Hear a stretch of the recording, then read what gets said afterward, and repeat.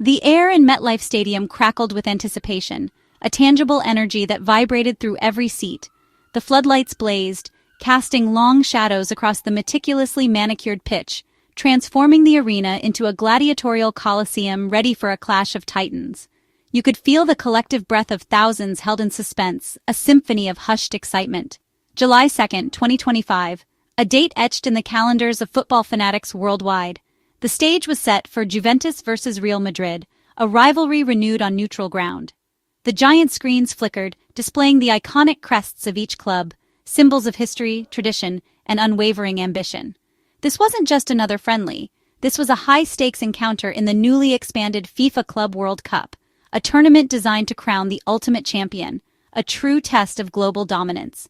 The revamped format promised more drama, more intensity, and more opportunities for legendary moments. A classic European rivalry, steeped in history and fueled by unforgettable encounters, now transplanted onto American soil. The echoes of past battles resonated in the air, from Champions League finals to heated league matches. This was more than just a game. It was a chapter in an ongoing saga. This was more than a knockout match. It was a statement of intent, a chance to seize momentum and stake a claim for ultimate glory. The weight of expectation hung heavy in the air, palpable and undeniable. It was a battle for global supremacy, a clash of ideologies, and a showcase of the beautiful game at its finest. Two footballing giants, each with a rich heritage and a burning desire to conquer all before them. Juventus, hungry for continental glory after years of near misses, their squad a blend of seasoned veterans and rising stars, all united by a common goal. They were a team on a mission, determined to etch their names into the annals of football history.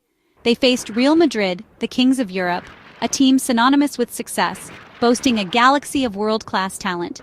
Their reputation preceded them, a testament to their unwavering dominance on the European stage. The stakes? A path to the title of world's best, the ultimate validation of their skill, dedication, and unwavering commitment. The coveted trophy gleamed under the stadium lights, a symbol of the prize that awaited the victor.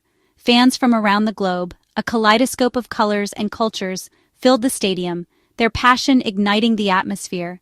They had traveled from far and wide to witness this spectacle, a testament to the global appeal of these two iconic clubs. Their voices rose in a deafening symphony, a cacophony of cheers, chants, and unwavering support. The roar of the crowd was a force of nature, capable of inspiring players and intimidating opponents. The match promised tactical battles, a chess game played out on the green canvas, with each manager meticulously plotting their strategy. Formations would shift, players would adapt, and every decision would be scrutinized. Individual brilliance, moments of magic that could turn the tide of the game in an instant. A dazzling dribble, a pinpoint pass, a thunderous strike. These were the moments that separated the ordinary from the extraordinary, and raw emotion, the unbridled passion that fueled every tackle, every run, every celebration. This was a game played with heart and soul, where every player was willing to leave it all on the field.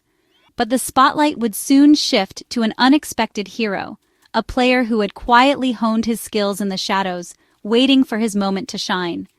Juventus's goalkeeper, a figure often overlooked amidst the star-studded lineup, was about to embark on a night he would never forget.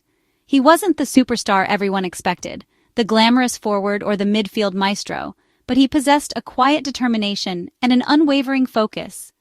But tonight, he would face the storm, the relentless pressure of Real Madrid's attack, the weight of his team's hopes resting squarely on his shoulders. This was the stage where legacies are made, where ordinary players become extraordinary heroes, where dreams are realized, and where history is written.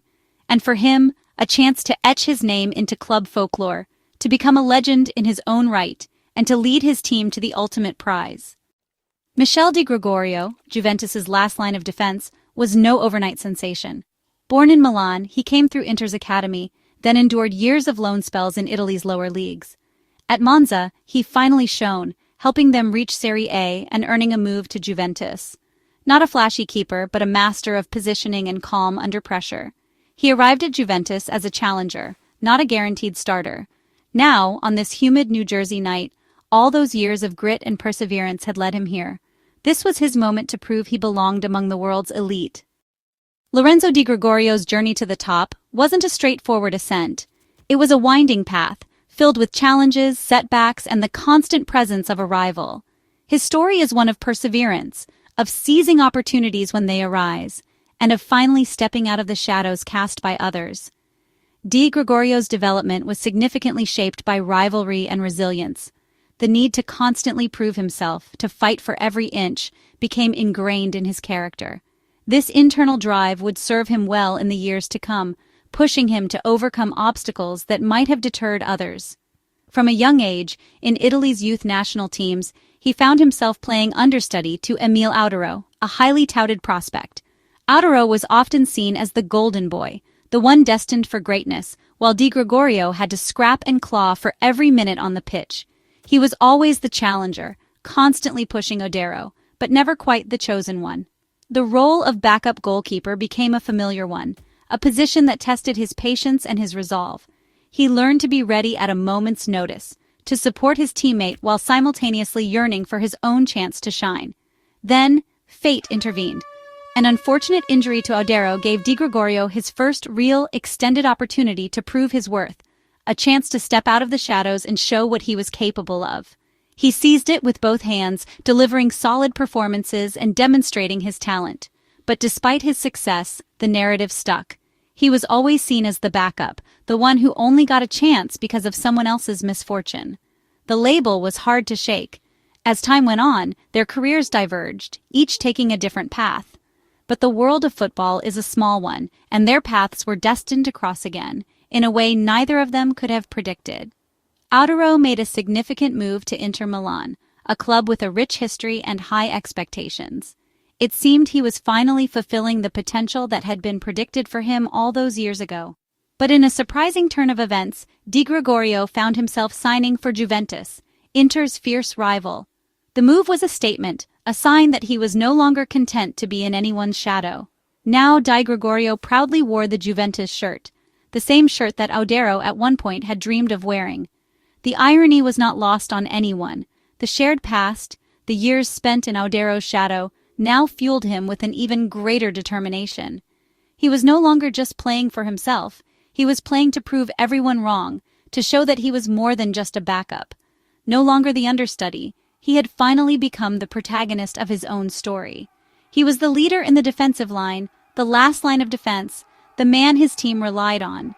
This upcoming match against Real Madrid was more than just a test of skill and strategy. It was a pivotal moment in Di Gregorio's career. It was a chance to measure himself against the best, to prove that he belonged on the biggest stage. It was a chance to finally step out of the shadows for good, to silence the doubters, and to etch his name into the annals of Juventus history. Tonight, under the bright lights, he had the opportunity to validate his entire journey, to show the world that he was not just a backup, but a true champion in his own right. The stage was set, the pressure was on, and Lorenzo Di Gregorio was ready. From the very first whistle, the atmosphere crackled with anticipation. The roar of the crowd was deafening, a wave of sound that crashed over the pitch as the players took their positions. You could feel the tension in the air, the weight of expectation hanging heavy. This wasn't just another game. This was a clash of titans, a battle for supremacy. Real Madrid seized control of the match with an iron grip. Their intent was clear from the outset: dominate possession, dictate the tempo, and suffocate Juventus. Their midfield, a symphony of skill and precision, dictated the tempo with effortless grace.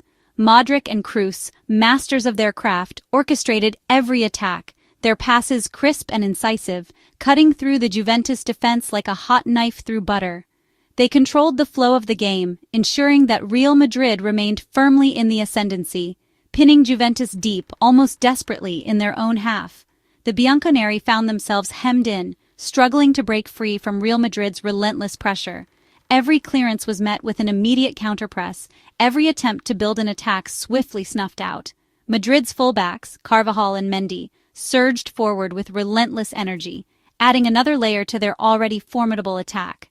Their overlapping runs stretched the Juventus defense, creating space for the midfielders to operate and providing a constant stream of crosses into the box, creating overloads in wide areas and applying relentless pressure on the Juventus backline. The sheer number of Real Madrid players flooding forward overwhelmed the Juventus defense, leaving them scrambling to contain the constant threat.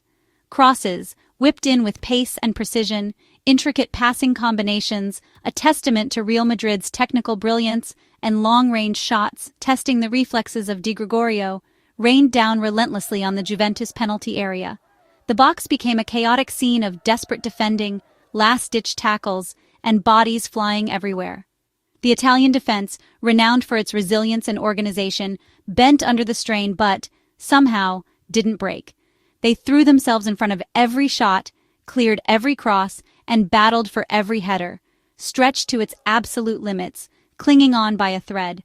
Every tackle was a gamble, every clearance a prayer. By halftime, the statistics told a clear story. Madrid had fired over a dozen shots towards goal, a barrage of attempts that highlighted their dominance, and created many clear-cut chances, opportunities that, on another day, would have easily resulted in goals. The Juventus goal was living a charmed life. Juventus, starved of possession, could only muster sporadic counterattacks, fleeting moments of respite from the relentless pressure. Rarely escaping the confines of their own half, they were pinned back, forced to defend for their lives. Their attacking players were isolated, starved of service, and unable to make any meaningful impact on the game.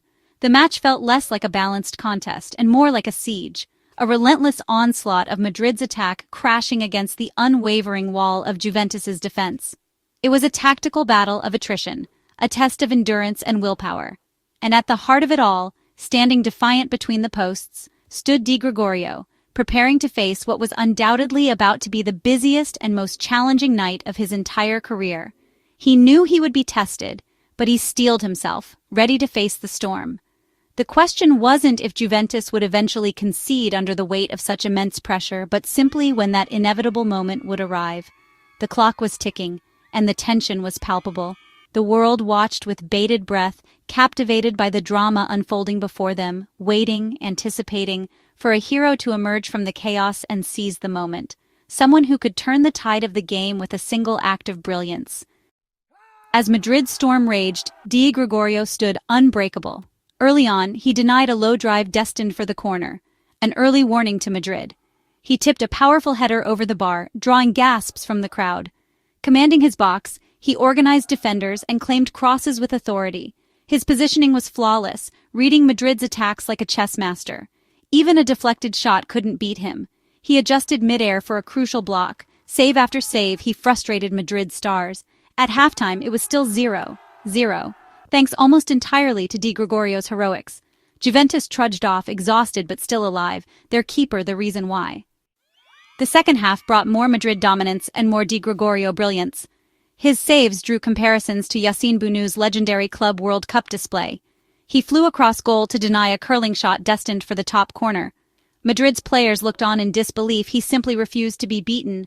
Calm and composed, he inspired confidence in his defenders. He made the impossible look routine, the difficult look easy. In a one-on-one, he stood tall and blocked a clever chip.